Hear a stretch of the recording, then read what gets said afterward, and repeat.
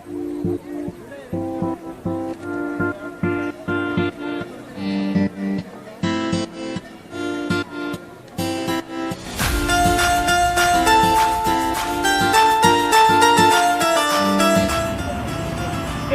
11 പരിപാടി കാര്യങ്ങളൊക്കെ എന്തായിരുന്നു ഇപ്പൊ?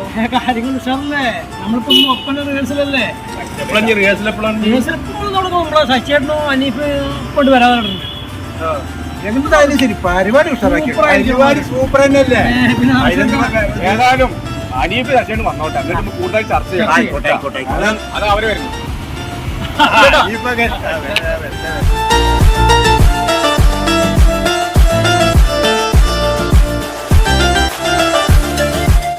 ഒന്ന് മക്കളെ സാമ്പത്തികത്തിന് പോലെ ഞങ്ങള് നോക്കണ്ടേ? ഞങ്ങൾ പരിപാടി കിട്ടുന്നു അതല്ലേ.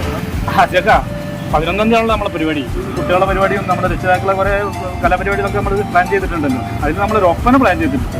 അതിന് നിങ്ങളും നിങ്ങളൊക്കെ എല്ലാവരും എല്ലാവരും നമ്മളില്ലാത്ത പരിപാടി പിന്നെ എന്ത് പരിപാടിയാണ്? അല്ല, കുട്ടികളുടെ പരിപാടി എന്തായി? പരിപാടി അവിടെ ഗംഭീരമായിട്ട് റിഹേഴ്സൽ ചെയ്തുകൊണ്ടിരിക്കുകയാണ്. ഉഷാറാവും. ഫുഡിന്റെ കാര്യം വരുന്നവർക്ക് എല്ലാവർക്കും സുഭിക്ഷമായ ഭക്ഷണം നമ്മളവിടെ സ്ഥിരീകരിക്കും. അതൊക്കെ ഞങ്ങള് പ്ലാൻ ചെയ്തിട്ടുണ്ട്.